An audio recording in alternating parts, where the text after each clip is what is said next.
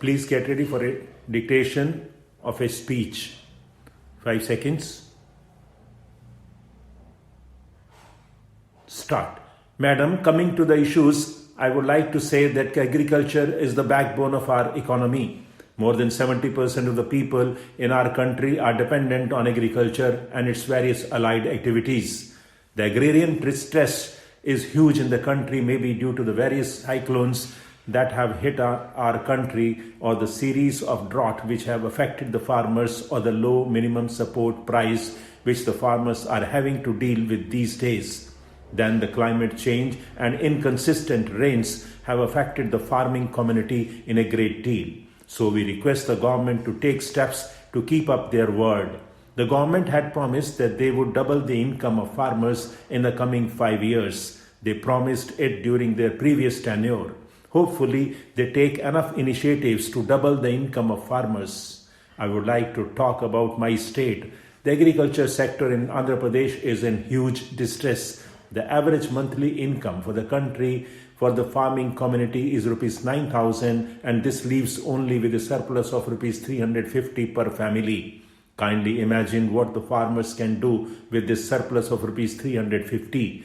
They are in huge trouble, so the government has to come up with more initiatives to help the farmers. To understand the magnitude of the plight of farmers, I will just give you some details.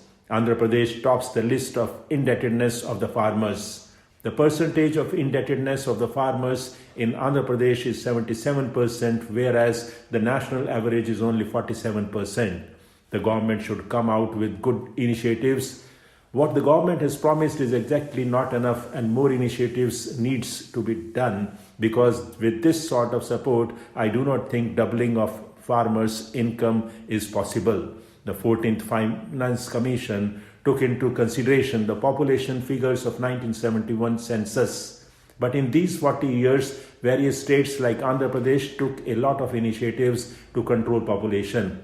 They implemented all the family planning schemes efficiently and cut down the growth of population.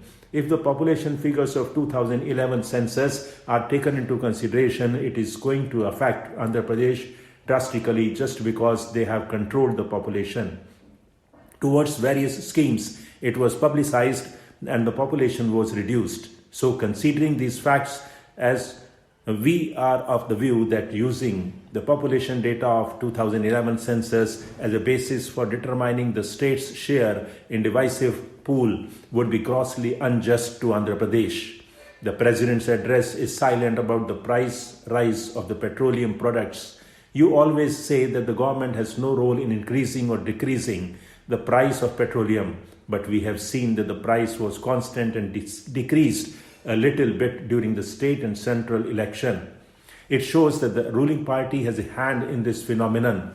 What steps are you going to take for the youth of this country?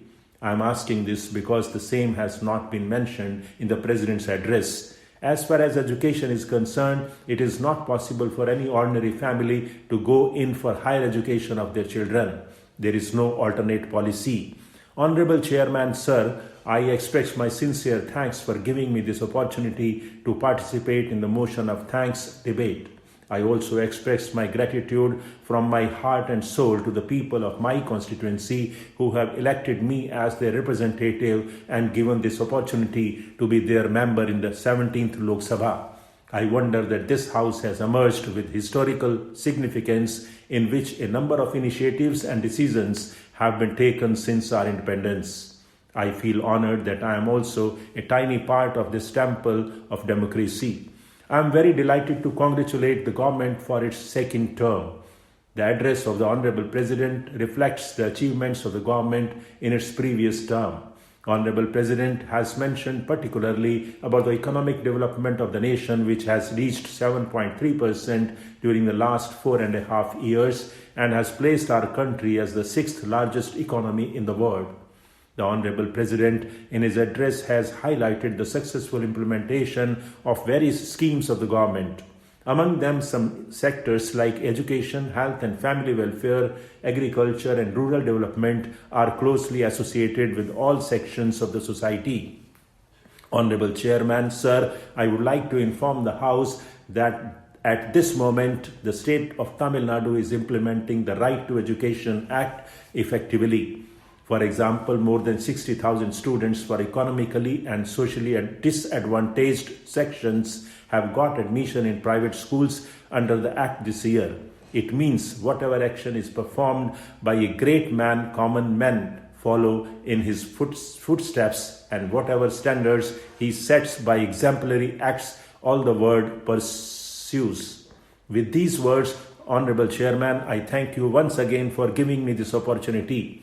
I also assure you all and the people of my constituency that I will function fruitfully as a member of the 17th Lok Sabha and will put my entire efforts for fetching the benefits of various programs and schemes of the central government to our people of Tamil Nadu under the golden governance of our Honorable Prime Minister.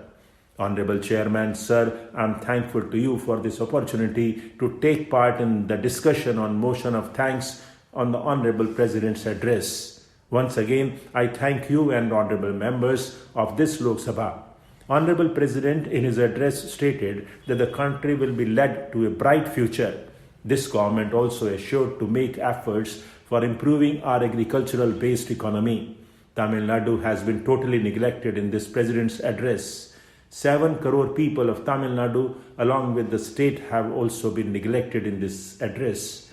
In my constituency, the union government is trying hard to acquire the cultivable land from farmers. This is an act of terror creating fear in the minds of farmers.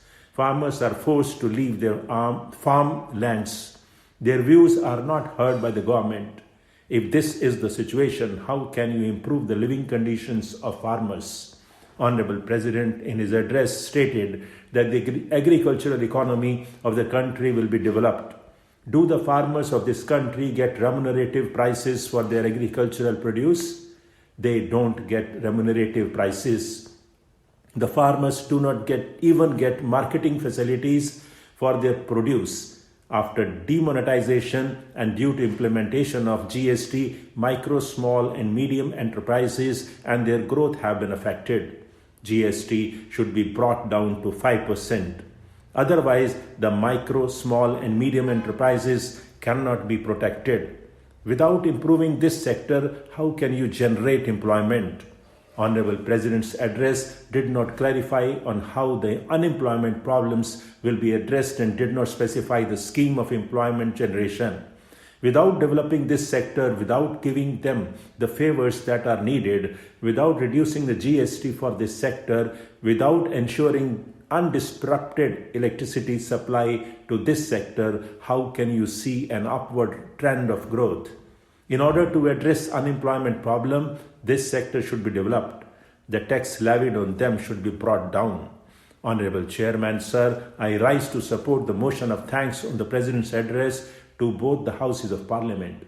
Sir, Honorable President has highlighted the achievements of the government in the last 5 years, and he has also clearly highlighted the plans and programs of this government that are to be implemented in the next 5 years.